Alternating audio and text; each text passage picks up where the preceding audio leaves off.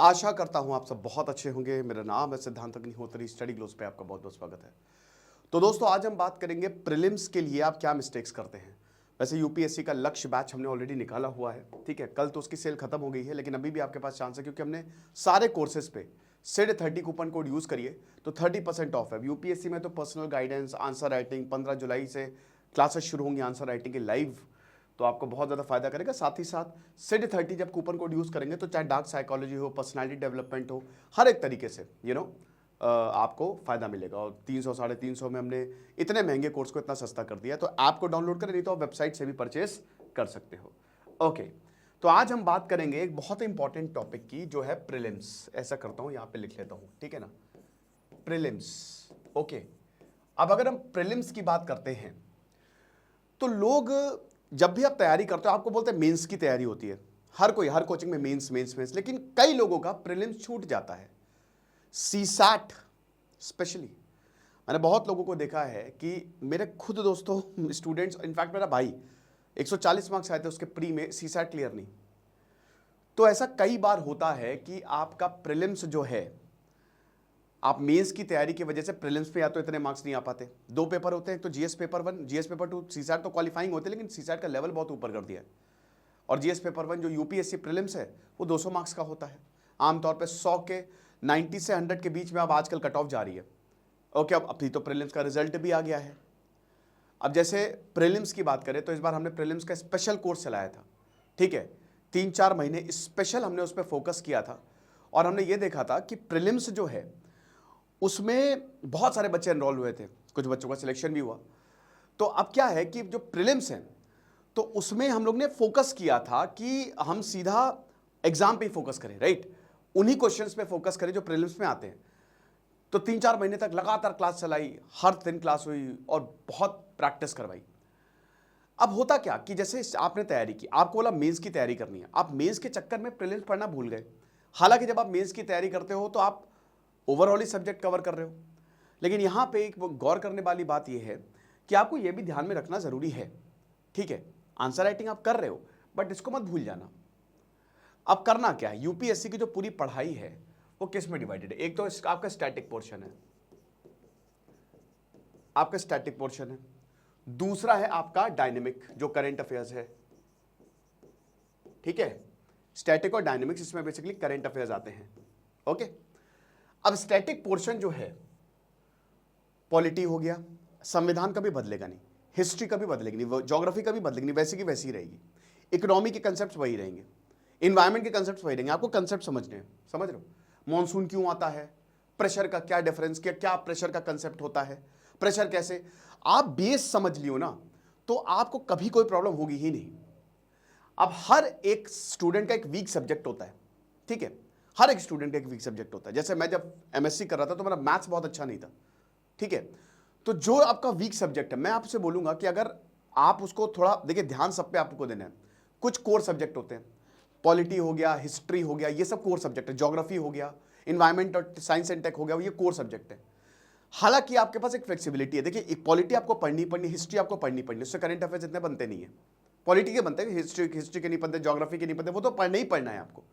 लेकिन इकोनॉमी हो गया, साइंस एंड टेक अगर किसी के पास नहीं तो आप करंट अफेयर्स से पढ़ लो। आप क्या करना, कुछ नहीं, आप साल भर के 1.5 साल के करंट अफेयर्स देख लो और उसके हिसाब से कंसेप्ट आप पढ़ लो। बहुत अच्छे से साइंस तैयार हो जाएगा। बेसिक कंसेप्ट तो सभी को ही पता होते हैं अगर आप यूपीएससी की तैयारी कर रहे हो, ठीक है। अब फोर्स नहीं पता है तो एक्सेलरेशन, इतना तो सभी को ही पता होता है, राइट। तो आपको अभी जैसे नासा की बड़ी बात चल रही है, स्टार लाइनर, तो आप ये पढ़ लो। मेरा कहने का मतलब है कि आप स्टैटिक्स से करंट अफेयर्स को रिलेट करो, और यही होता है ये यूपीएससी में।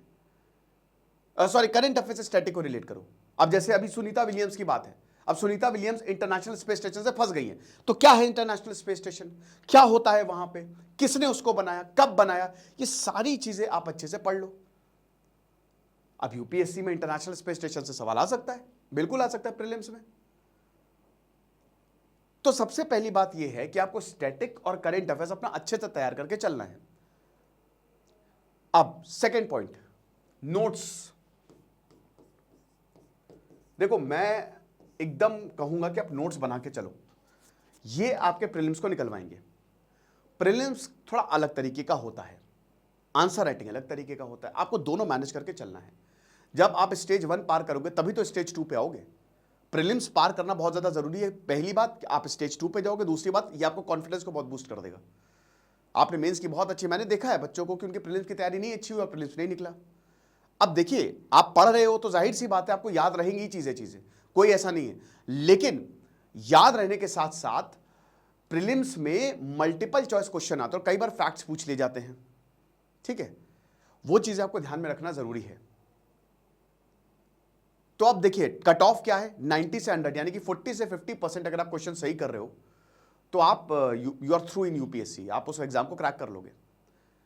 अब इसका रामबाण इलाज क्या है? देखिए, पॉलिटी अच्छे से तैयार करो, उसमें भी जो कुछ चैप्टर्स है, शुरुआत के चैप्टर्स तो बहुत ही अच्छे से तैयार करने हैं।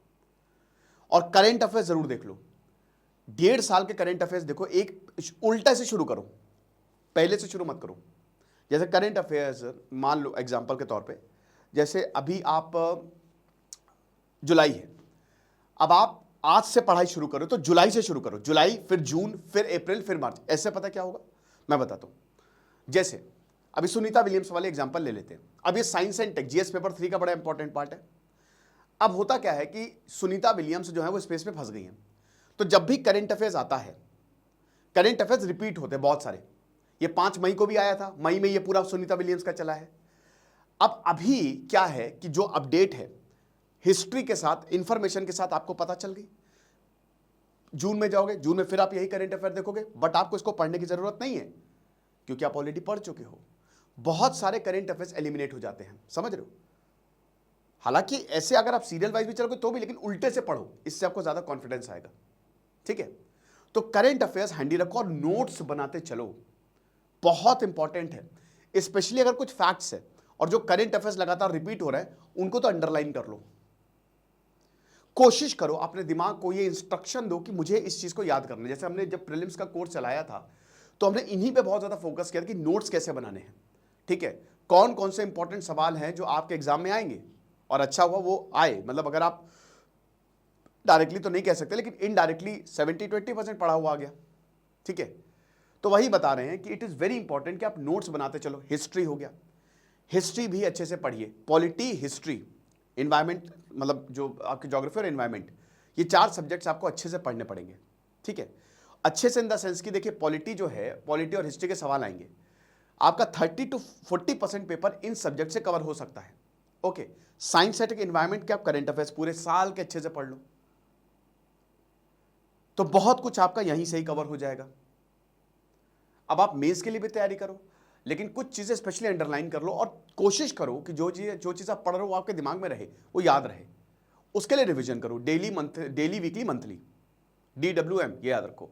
डेली रिवीजन करना है, फिर मंथली रिवीजन करना है, फिर डेली भी रिवीजन करना है, फिर वीकली, फिर मंथली।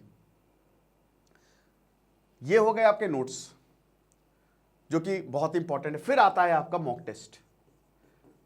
अब बहुत बच्चे बोलते हैं सर कितने मॉक टेस्ट लगाएं, ठीक है, क्या करें, कैसे करें। भाई देखो, मॉक टेस्ट की अगर बात करते हैं तो कोई, आप ये क्या बोल रहे हो कितने लगाएं, ये कोई वो नहीं है। आप जितने लगा लो लगाओ, जितने लगा सकते हो लगाओ। 20, 30, 35, 20 से 35 के बीच में लगा रहे हो तो बहुत अच्छा है, लेकिन आप जितने लगा रहे हो लगाओ, इसमें तो कोई लिमिट ही नहीं है। हमने भी टेस्ट सीरीज प्रोवाइड की है, हम करते हैं अपने कोर्सेज में, तो लगाओ mock test, previous year paper पूरा चार्ट डालो एकदम टाइमर के साथ। और ये आपको शुरू कर देना है, जैसे अगर मई में एग्जाम है तो आपको जनवरी फरवरी से शुरू कर देना है मॉक टेस्ट लगाने प्रीलिम्स के। नोट्स रिवाइज करना शुरू कर देना है जनवरी से ही प्रीलिम्स के, जो आप नोट्स बनाते चल रहे हो। 4 सब्जेक्ट्स बहुत इंपॉर्टेंट है, ये तो आपको इन हैंडी रखनी है। बाकी इकोनॉमी हो गया, सब आप एकदम करते चलो अच्छे से। इकोनॉमी भी इट इज वेरी इंपॉर्टेंट। वैसे देखो यूपीएससी में क्या ना, अब हमने बोल दिया, लेकिन ये 4 सब्जेक्ट पे आपके पकड़ होनी चाहिए, इसलिए क्योंकि इस पे सवाल इस पे तो आते ही आते हैं।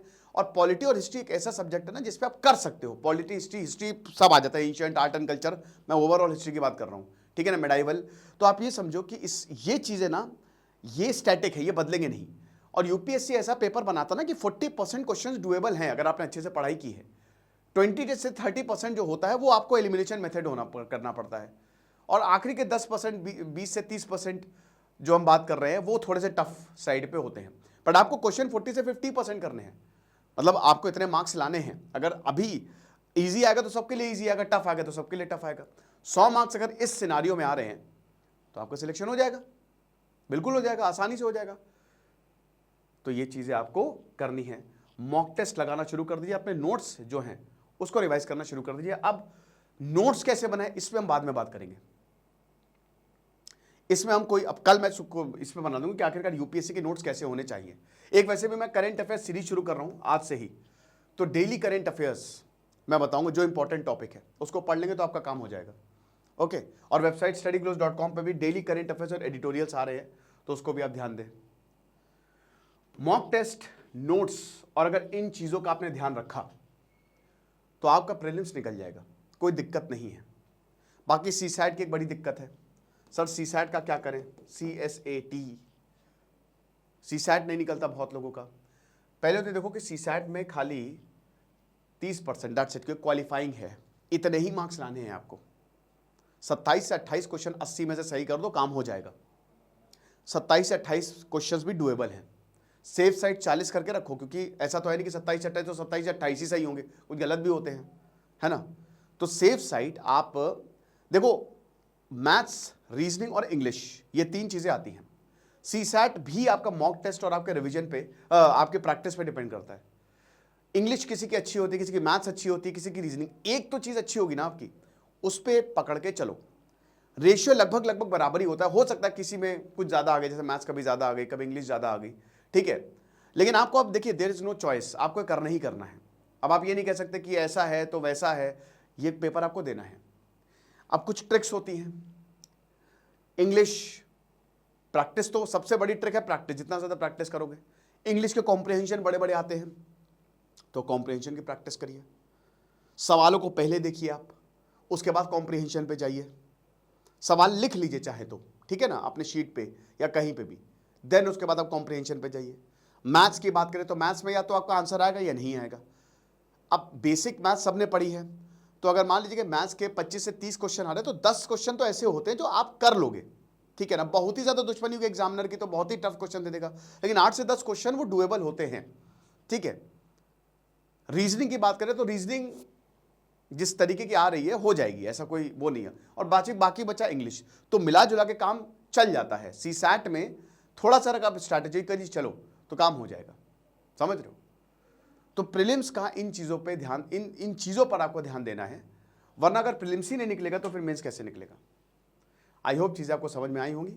बाकी यूपीएससी सीरीज में डेली कुछ ना कुछ आपको बताता रहूंगा। Thank you so much.